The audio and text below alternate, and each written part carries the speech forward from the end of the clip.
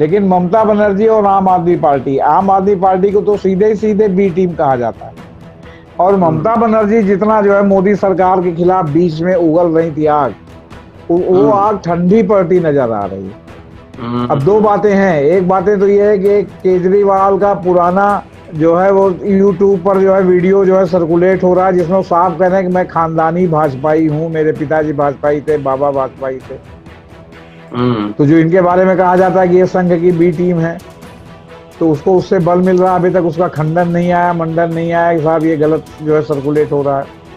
दूसरा, ममता बनर्जी का तो खुलेआम है, अभी चाहे उपराष्ट्रपति का चुनाव हो, चाहे अब उन्होंने कहा है कि जो ये छापे ओपे पड़ रहे हैं ये और मंत्री लोग करवा रहे हैं, मुझे नहीं विश्वास है कि प्रधानमंत्री ऐसा करवा रहे होंगे। कहीं ना कहीं प्रधानमंत्री को ये फिलर भेज रही हैं कि एनआईए और सीबीआई जैसी संस्था जो सीधे पीएमओ और गृह मंत्रालय के अंदर में है, तो कोई दूसरा मंत्री सीबीआई और एनआईए से कैसे कार्रवाई करवा सकता है? ये बिल्कुल बचकानी बात है कि नहीं। और फिर अगर उन्होंने कहा केवल प्रधानमंत्री के लिए, तो क्या उनका इशारा गृह मंत्री की ओर है कि गृह मंत्री अमित शाह ये सब करवा रहे हैं? तो बहुत फ्लूइड पोजीशन है। और फिर गृह मंत्री को आप प्रधानमंत्री से अलग कैसे करके देख सकते हैं?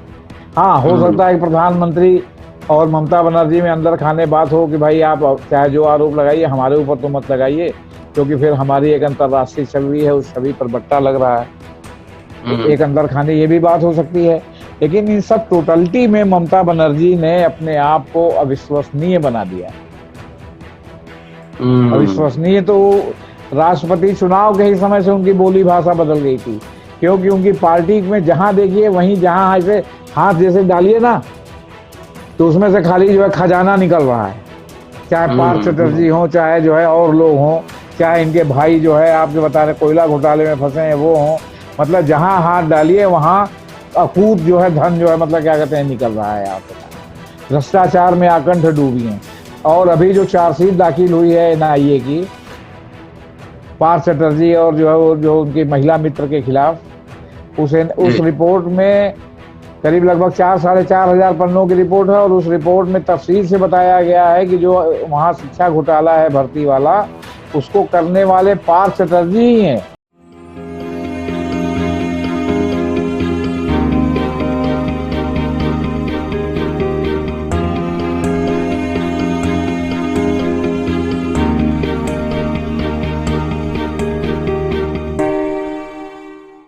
दोस्तों, रतनलाल बोल रहा हूं और आप देख रहे हैं अंबेडकर नामा। राहुल गांधी भारत जोड़ो यात्रा पर है। गोवा से 8 एमएलए उनके भाजपा में चले गए। लग रहा था कि विपक्ष एक सशक्त आवाज बनने की ओर है। इसी बीच ममता बनर्जी ने एक ट्वीट किया है कि मोदी साहब ईडी सीबीआई का इस्तेमाल नहीं कर रहे हैं, कुछ बीजेपी के कुछ नेता इसका इस्तेमाल कर रहे हैं। क्या है इसके मायने, और क्या लोकसभा चुनाव से पहले जो विपक्षी एकता है उसमें कुछ फलिता यानी डिस्टर्ब होने की संभावना है? इधर उत्तर प्रदेश में कल अखिलेश सड़क पर थे। बहन जी ने भी ट्वीट किया जिससे लगा कि वो ओपोजिशन को लेकर और खास तौर से अखिलेश को लेकर सॉफ्ट हो रही है। तमाम ये पहलू है, क्या है इसके मायने, कैसे समझा जाए लोकसभा के पहले जो क्षेत्रीय पार्टियां हैं उनकी गतिविधियां, इन सब विषयों पर चर्चा करने के लिए हमारे साथ वरिष्ठ पत्रकार, सह संपादक, सह अधिवक्ता, एज यूजुअल आप अम्बेडकर नामा पर सुनते हैं उनको, जेपी सिंह साहब मौजूद हैं। लगातार लिख भी रहे हैं इन विषयों पर, इसलिए उनसे समझते हैं कि जो ममता बनर्जी का जो ट्वीट आया है मोदी को लेकर, वैसे चीता पे भी चर्चा तो चल रही है देश में, लेकिन चीता पे चर्चा हम नहीं करेंगे। देखिए सर, अगर आपको याद हो तो अभी कुछ दिनों पहले जयराम रमेश ने बहुत साफ साफ एक बात कही थी। उन्होंने कहा था कि कांग्रेस किसी भी पार्टी के रहमो करम पर नहीं है और कांग्रेस अपनी कीमत पर जो है विपक्ष को एकजुट करने की राजनीति नहीं करेगी। और उन्होंने क्लियर कट इंगित करते हुए 3 दलों को विशेष रूप से चिन्हित किया। जी। वो तीन दल हैं, आम आदमी पार्टी, ममता बनर्जी की तृणमूल कांग्रेस, है ना, जी और तीसरी पार्टी, अच्छा, तीन मतलब तीन पार्टी वो चिन्हित, आम आदमी पार्टी, तृणमूल कांग्रेस, और जो है एक और ढोलमूल पार्टी है, क्या कहते हैं, जो कि मतलब हमेशा कभी बीजेपी कभी इधर कभी उधर करती रहती है। देखिए दिमाग से अभी जीप पर है, उसे स्लिप कर गया है, अभी अच्छा बताते हैं बात हम तो आपको। जी हाँ, उनका ये कहना कि ये लोग अनप्रेडिक्टेबल हैं, ये कभी मायावती के साथ जा सकते हैं, कभी इधर जा सकते हैं, ये जो है एक प्रकार से विपक्ष की एकता को कमजोर कर रहे हैं। जी हाँ, सीपीएम, केरल की सीपीएम, उन्होंने राष्ट्रीय स्तर की सीपीएम को नहीं कहा, कहा केरल की सीपीएम, क्योंकि वहां सीपीएम के लेफ्ट फ्रंट में और कांग्रेस के यूनाइटेड फ्रंट में ही मुकाबला है, तो इसलिए वो चाहती है कि वहां भाजपा का थोड़ा उभार हो, ताकि जो कांग्रेस का वोट है वो कुछ उधर चला जाए, ताकि वो जो है सीपीएम की सरकार बनी रहे। हमें केंद्र से मतलब कोई शिकायत नहीं है, केंद्रीय सीपीएम से। ठीक। तो सवाल इस बात का है कि वो सीपीएम मान लिया कि चूंकि 18 दिन की यात्रा कर रहे हैं केरल में, इसलिए उसको लग रहा है कि जो है जन समर्थन इनको मिल रहा है, तो कहीं उसकी पार्टी अगले चुनाव में गड़बड़ न हो जाए, तो एक बात ये समझी जा सकती है। लेकिन ममता बनर्जी और आम आदमी पार्टी को तो सीधे ही सीधे बी टीम कहा जाता है। और हम्म ममता बनर्जी जितना जो है मोदी सरकार के खिलाफ बीच में उगल रही थी आग, वो हम्म आग ठंडी पड़ती नजर आ रही है। अब दो हम्म बातें हैं, एक बातें तो ये है कि एक केजरीवाल का पुराना जो है वो यूट्यूब पर जो है वीडियो जो है सर्कुलेट हो रहा है, जिसमें वो साफ कह रहे हैं कि मैं खानदानी भाजपाई हूं, मेरे पिताजी भाजपाई थे, बाबा भाजपाई थे। हम्म तो जो इनके बारे में कहा जाता है कि ये संघ की बी टीम है, तो उसको उससे बल मिल रहा है। अभी तक उसका खंडन नहीं आया, मंडन नहीं आया कि साहब ये गलत जो है सर्कुलेट हो रहा है। दूसरा, ममता बनर्जी का तो खुलेआम है, अभी चाहे उपराष्ट्रपति का चुनाव हो, चाहे अब उन्होंने कहा है कि जो ये छापे ओपे पड़ रहे हैं ये और मंत्री लोग करवा रहे हैं, मुझे नहीं विश्वास है कि प्रधानमंत्री ऐसा करवा रहे होंगे। कहीं ना कहीं जी प्रधानमंत्री को ये फिलर भेज रही हैं। और लेटेस्ट पोजीशन ये है कि अभी नंदीग्राम में कुछ स्थानीय निकाय टाइप का कोई चुनाव हुआ था, उस चुनाव में जो है वो भाजपा जो है जीत गई, ये जो है क्या कहते हैं कि तृणमूल कांग्रेस वहां नहीं जीती। इसलिए भी लग रहा है कि वहां इन्होंने अपनी मशीनरी का प्रयोग नहीं किया, थोड़ा थोड़ा जो है ये जो वो किया। दूसरी बात, अभी जो भाजपा ने प्रदर्शन किया उसमें भी काफी हिंसा हुई, इसके बाद भी ममता बनर्जी ने उस तरह कार्रवाई नहीं की, केवल एक धमकी दी कि क्या हम बुलडोजर चलवाएं, लेकिन बुलडोजर बुलडोजर कहीं दिखा नहीं। अब देखिए सवाल इस बात का है कि आप विपक्ष के नाम पर अगर एक रेखा नहीं खींचेंगे कि जहां प्योर जो है क्या कहते हैं विपक्ष, और जहां समझौतावादी विपक्ष जिसका स्वार्थ स्वरूप ही है। देखिए यहाँ चंद्रबाबू नायडू या जगन मोहन रेड्डी जो है उसके ऊपर नहीं है कि इनकी विश्वसनीयता को आप क्या कर सकते हैं, लेकिन केसीआर की विश्वसनीयता संदिग्ध है, क्योंकि केसीआर अभी तक जो है भाजपा की बिरदावली गा रहे थे, अब उसकी खिलाफत कर रहे हैं। फिर जिस तरह वो नीतीश से मिले, नीतीश और विपक्षी दलों से मिलने के बाद उन्होंने राष्ट्रव्यापी पार्टी बनाने की घोषणा कर दी कि मैं अपनी पार्टी को राष्ट्रव्यापी बनाऊंगा, जैसे कि मतलब वो प्रधानमंत्री के दावेदार हों। तो ये भी कहीं ना कहीं भी फिर अभी कर्नाटक वहां के बाद जब आपके तेलंगाना में जो है इनका जो है वो आएगा क्या कहते हैं पैदल यात्रा, राहुल गांधी की भारत जोड़ो यात्रा, तो तेलंगाना में भी चूंकि सत्ता में केसीआर है और ताक लगाए बैठे हैं सत्ता में आने के लिए, कांग्रेस और भाजपा दोनों ताक लगाए बैठे हैं, तो वहां जो है केसीआर के स्थानीय स्तर पर 2024 के पहले विधानसभा चुनाव में तो स्थानीय प्रतिद्वंदी कांग्रेसी और भाजपा है। तो यहाँ मामला दो तरह का हो गया है। अच्छा, फिर ये महागठबंधन का जो है भारत जोड़ो यात्रा तो है नहीं, ये तो राहुल गांधी और कांग्रेस की भारत जोड़ो यात्रा है, अभी जी गठबंधन बना भी नहीं है। तो ये सब पोजीशन को देखते हुए आप जो है ये कह सकते हैं कि ममता बनर्जी केंद्रीय एजेंसियों पर तो हार्ड हैं। जैसे उन्होंने प्रस्ताव पारित कराया है कि सीबीआई पर, तो पहले भी कराया था, अब ये कि सीबीआई और एनआईए जैसी केंद्रीय एजेंसियां बिना राज्य सरकार के परमिशन के वो राज्य में कहीं जो है कोई कार्रवाई नहीं कर सकेंगी, ये उन्होंने प्रस्ताव पारित किया है। जी सीबीआई पर तो ये बात लागू हो जाती है क्योंकि वो दिल्ली के इस्टेब्लिशमेंट है, लेकिन एनआईए पर ये बात लागू नहीं होती। हम्म। तो एनआईए पर अगर ये बात लागू नहीं होती, तो फिर आखिर एनआईए का छापा कैसे रुकेगा? क्या एनआईए इस बात की इनके मानेगी कि ये इनकी परमिशन नहीं होगी? तो इस बार अगर एनआईए कहीं कार्रवाई करती है तो हो सकता है टकराव हो जाए कि अपनी पुलिस भेज दें, जैसे पिछली बार भेजा था इन्होंने, कि पुलिस और सीबीआई आमने सामने हो गई थी। फिर वो मामला जी। जो है हाई कोर्ट और सुप्रीम कोर्ट में जाए कि एनआईए बड़ी है कि राज्य सरकार बड़ी है। विधानसभा में प्रस्ताव पारित हो गया कि कोई भी एजेंसी, केंद्रीय एजेंसी जो है वो बिना राज्य सरकार के अनुमति के राज्य में कोई कार्रवाई नहीं कर सकती। हम्म। अच्छा, ये प्रस्ताव पारित हुआ है तो ये कोई कानून तो हुआ नहीं है कि इस पर कोई राज्यपाल का दस्तखत हो। एक संकल्प टाइप का पारित हुआ है, तो हम्म। तमाम अब उसमें लूप होल है। तो कहने का मतलब है कि अब आप ये बताइए कि एनआईए और सीबीआई जैसी संस्था जो सीधे पीएमओ और गृह मंत्रालय के अंडर में है, तो कोई दूसरा मंत्री सीबीआई और एनआईए से कैसे कार्रवाई करवा सकता है? ये बिल्कुल हम्म। बचकानी बात है कि नहीं? और फिर अगर उन्होंने कहा केवल प्रधानमंत्री के लिए, तो क्या उनका इशारा गृह मंत्री की ओर है कि गृह हम्म। मंत्री अमित शाह ये सब करवा रहे हैं? तो बहुत फ्लूइड पोजीशन है। और फिर गृह मंत्री को आप प्रधानमंत्री से अलग कैसे करके देख सकते हैं? हाँ, हो हम्म। सकता है कि प्रधानमंत्री और ममता बनर्जी में अंदर खाने बात हो कि भाई आप चाहे जो आरोप लगाइए, हमारे ऊपर तो मत लगाइए, क्योंकि फिर हमारी एक अंतर्राष्ट्रीय छवि है, उस छवि पर बट्टा लग रहा है। तो हम्म। एक अंदर खाने ये भी बात हो सकती है। लेकिन इन सब टोटलिटी में ममता बनर्जी ने अपने आप को अविश्वसनीय बना दिया है। हम्म। अविश्वसनीय तो राष्ट्रपति चुनाव के ही समय से उनकी बोली भाषा बदल गई थी, क्योंकि उनकी पार्टी में जहां देखिए वहीं, जहां ऐसे हाथ जैसे डालिए ना, तो उसमें से खाली जो है खजाना निकल रहा है। चाहे पार्थ हम्म। चटर्जी हो, चाहे जो है और लोग हों, चाहे इनके भाई जो है आपके बता रहे कोयला घोटाले में फंसे हैं वो हों, मतलब जहां हाथ डालिए वहां अकूत जो है धन जो है, मतलब क्या कहते हैं, निकल रहा है। आप बता रहे भ्रष्टाचार में आकंठ डूबी हैं। और अभी जो चार्जशीट दाखिल हुई है एनआईए की पार्थ चटर्जी और जो है वो जो उनकी महिला मित्र के खिलाफ, उस जी। रिपोर्ट में करीब लगभग 4 साढ़े 4 हजार पन्नों की रिपोर्ट है। और उस रिपोर्ट में तफसील से बताया गया है कि जो वहां शिक्षा घोटाला है भर्ती वाला, उसको करने वाले पार्थ चटर्जी ही हैं,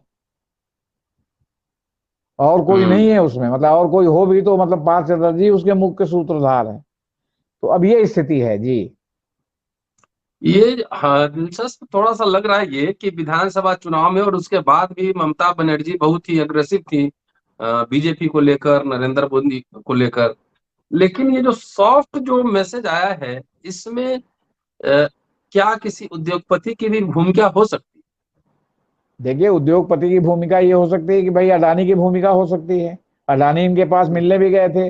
अडानी का काफी स्टेक भी जो है वहां पर, एक तो बंदरगाह है अडानी के, दूसरी बात आपका जो झारखंड से जो है बिजली की लाइन जा रही है बांग्लादेश, वो जो है वो बंगाल होते हुए जाएगी। फिर अडानी मिले, अडानी भाई पैसे से भी मजबूत है, पार्टी को फंडिंग भी करते हैं।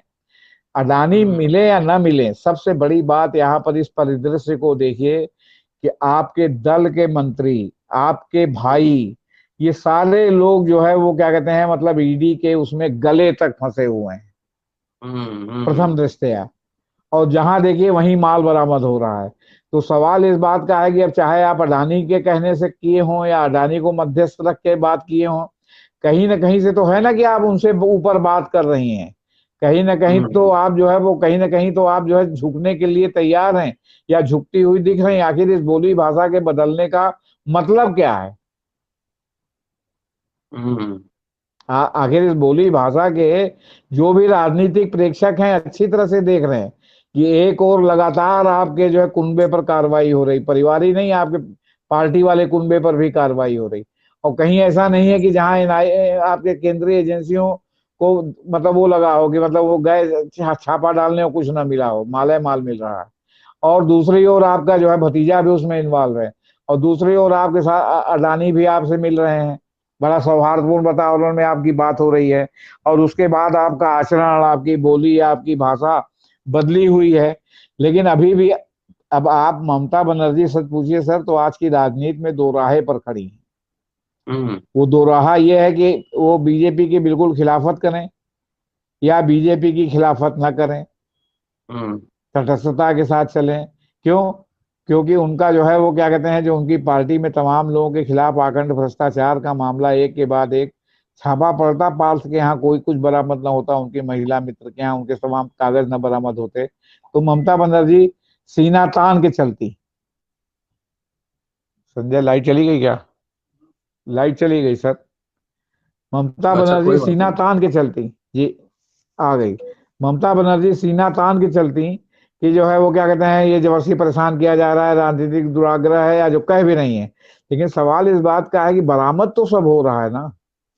चिदम्बरम क्या हम्म। छापा पड़ा तो कोई नोट तो बरामद नहीं हुआ? चिदम्बरम क्या कि उनके यहाँ करोड़ों रुपया बरामद हुआ, आपके यहाँ तो बरामद भी हो रहा हम्म। है ना? तो जी जी सवाल इस जी। बात का है कि अब ये सब परिस्थितियां हैं सर। तो इसमें जो 24 का चुनाव होने वाला है, एक तो अटकल ये लगाया जा रहा था, नीतीश कुमार जी आके दिल्ली में नेताओं से मिले हैं, एक prime minister candidate Nitish Kumar ji हो सकते हैं, एक मायावती का, सॉरी, एक ममता बनर्जी का भी एक क्लेम आ रहा था। तो क्या इस सॉफ्ट कॉर्नर से क्या वो इस रेस में पिछड़ जाएंगे? देखिए, जब सिंगल मैन मधु कौड़ा अकेला विधायक मुख्यमंत्री बन सकता है, जब कबाड़ खाने से निकाल करके देवगौड़ा साहब को जो है प्रधानमंत्री बनाया जा सकता है, हम्म। देवगौड़ा साहब का तो फिर भी फॉलोइंग है वहां, वो आपके क्या कहते हैं, कर्नाटक में।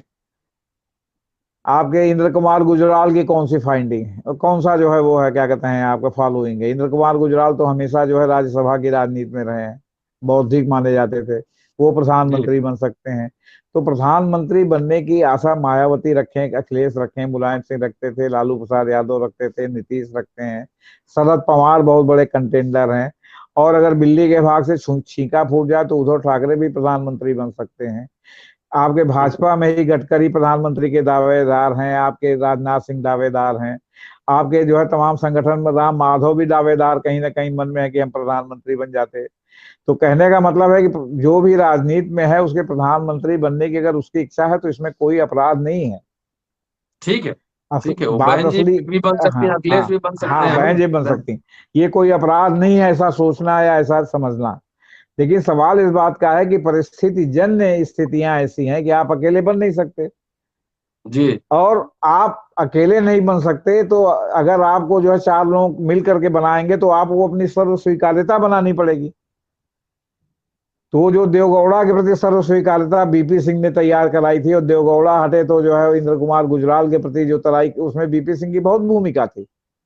तब नहीं तो हम्म। छत्रप मानने के लिए तैयार थे, मुलायम सिंह का नाम लगभग फाइनल हो रहा था, लेकिन लालू प्रसाद यादव ने लंगड़ी मार दी कि नहीं, मुलायम सिंह हम्म। बनेगा तो हम क्यों नहीं बनेंगे। मुलायम सिंह प्रधानमंत्री बनते बनते रह गए थे।